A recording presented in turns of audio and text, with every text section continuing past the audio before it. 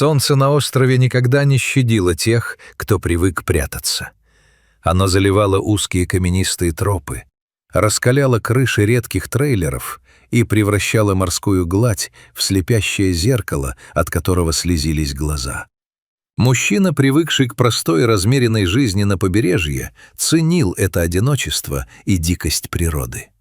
Его дом, небольшой фургон на колесах, стоял практически на самом отшибе, там, где цивилизация уступала место бесконечному шуму волн и густым зарослям тропической зелени. Он всегда был человеком действия, не любил замкнутых пространств, душных комнат и бессмысленного сидения на месте. Каждое его утро начиналось с долгой прогулки, пробежки или работы на свежем воздухе. Остров диктовал свои правила, и он охотно им подчинялся. Но один жаркий день изменил привычный ритм этой уединенной жизни. Все началось возле старого дома его дяди, расположенного чуть поодаль от основного пляжа. Это было тихое, полузаброшенное место, где каменные стены давно обросли плотным ковром дикого винограда и ползучих лиан. Проходя мимо, мужчина внезапно замер. Из-под густого зеленого навеса донесся звук. Едва различимый, тонкий, полный отчаяния писк. Это не было похоже на крик птицы или шорох ящерицы. Это был плач существа, оказавшегося в смертельной ловушке. Раздвинув тяжелые, пахнущие нагретой землей листья, он наклонился и заглянул в самую глубь переплетения стеблей. Там, сжавшись в крошечный комок, сидел котенок. Ей было от силы недель 5, совсем беспомощная, худая, с огромными испуганными глазами. Вокруг не было ни следа матери-кошки, ни других котят. Стало очевидно, малышку либо бросили, либо она каким-то образом потерялась и забрела сюда, обессилев от голода и жажды. Оставить ее там, среди наступающей полуденной жары и хищных островных птиц, означало обречь на неминуемую гибель. «Ну что, бедолага», — тихо сказал мужчина, протягивая к ней огромную по сравнению с ее размерами ладонь. «Похоже, теперь я папа». Он аккуратно достал котенка из ее импровизированного убежища. Малышка едва весила больше перышка, но в ее слабом тельце чувствовалась невероятная воля к жизни. В тот момент он еще не понимал, что эта случайная встреча была предначертана судьбой. Не только он спасал ее, но и она привносила в его жизнь нечто совершенно новое, глубокое и важное. Он назвал ее Грейси. Принеся Грейси в свой трейлер, мужчина сразу столкнулся с дилеммой. Пространство внутри фургона было крайне ограниченным, а запереть живое существо, пусть даже такое маленькое, в 4 стенах, казалось ему настоящим преступлением. Сама мысль о том, что Грейси проведет свою жизнь, глядя на мир через стекло иллюминатора, вызывала у него внутренний протест. Решение пришло само собой. Грейси будет жить так же, как и он, на свободе, под открытым небом. С первых же дней, как только котенок немного окреп и привык к новому дому, хозяин стал брать ее с собой на улицу. Сначала она робко жалась к его ногам, исследуя траву и теплый песок вокруг трейлера. Но страх быстро сменился любопытством. Куда бы ни шел мужчина, колоть дрова, проверять снаряжение или просто прогуляться до ближайшего холма, маленькое серое пятнышко неотступно следовало за ним. Она бежала следом, забавно перебирая крошечные лапы, и ни на шаг не отставала от своего двухногого вожака. Очень скоро эти совместные вылазки перестали быть просто экспериментом. Они превратились в ежедневную рутину, в неотъемлемую часть их общего островного быта.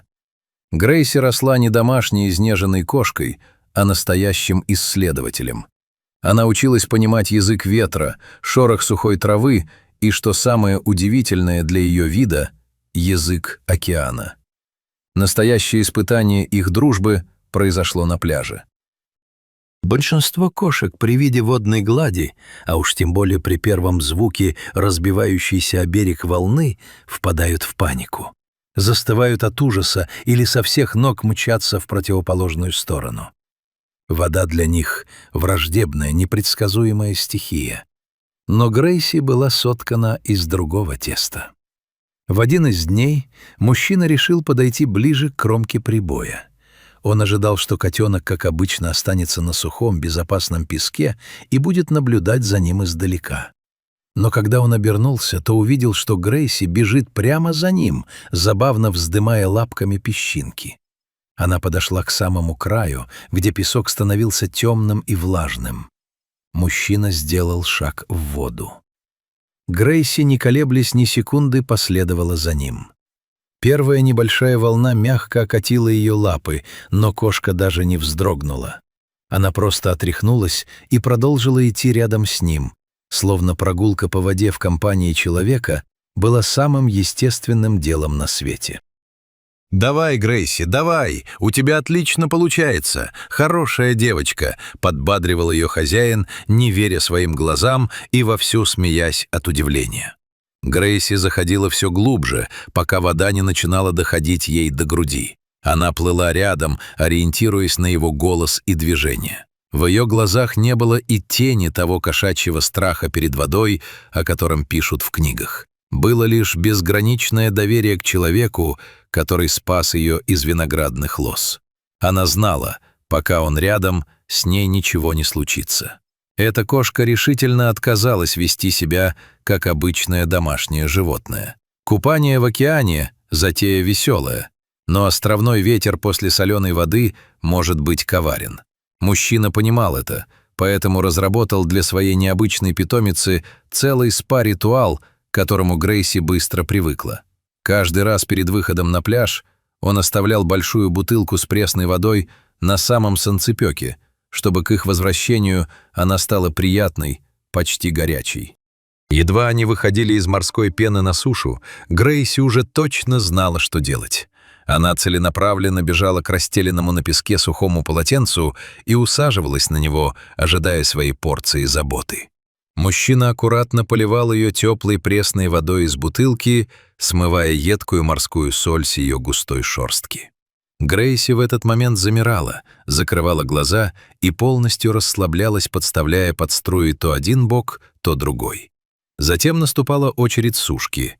Хозяин заворачивал ее в несколько больших мягких полотенец, тщательно вытирая и одновременно массируя ее тельце. Это было похоже на смесь интенсивных объятий и почесываний. Кошка буквально таяла в его руках, издавая тихое, довольное урчание. В такие минуты граница между человеком и животным окончательно стиралась.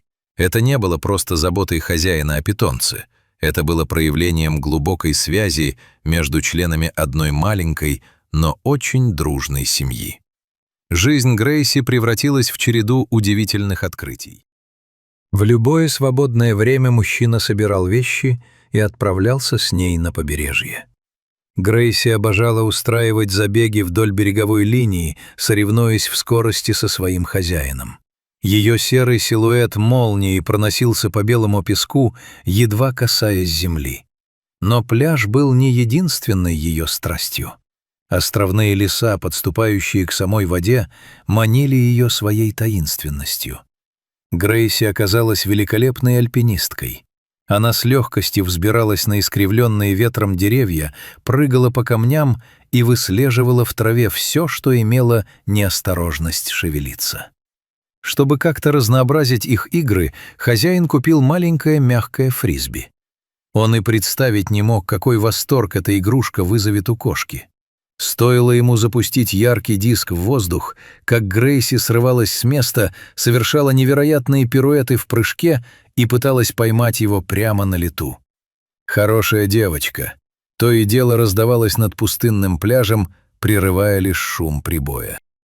Грейси училась невероятно быстро, с каждым днем становясь все более уверенной в себе, сильной и ловкой.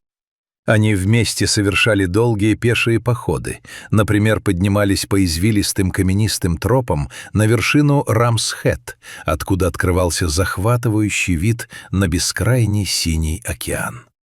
Кошка шла впереди, словно заправский проводник, то и дело оглядываясь, чтобы проверить, успевает ли за ней ее человек. Время на острове летело незаметно, уносимое морскими бризами. Маленький испуганный комок из виноградных лоз постепенно превратился в роскошную, грациозную взрослую кошку. Наблюдать за этим превращением для мужчины было одновременно огромной радостью и легким поводом для волнения. В ней по-прежнему угадывался тот самый котенок, который когда-то доверчиво заглядывал ему в глаза в зарослях у старого дома. Но теперь Грейси обрела свой неповторимый характер. Она стала независимой, умной, невероятно храброй и по-хорошему дикой. Остров воспитал ее характер, а океан закалил тело.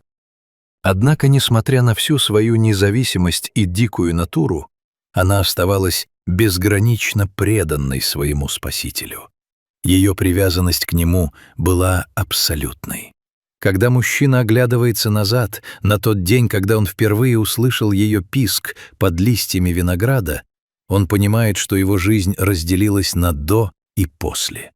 В ту самую секунду, когда он взял ее на руки, судьба была решена. «Это моя кошка», — с гордостью говорит он теперь, глядя, как Грейси уверенно бежит впереди него по очередной лесной тропе. Без вариантов. «Я кошачий папа», и это лучшее, что могло со мной случиться. История Грейси — это не просто рассказ о спасении животного.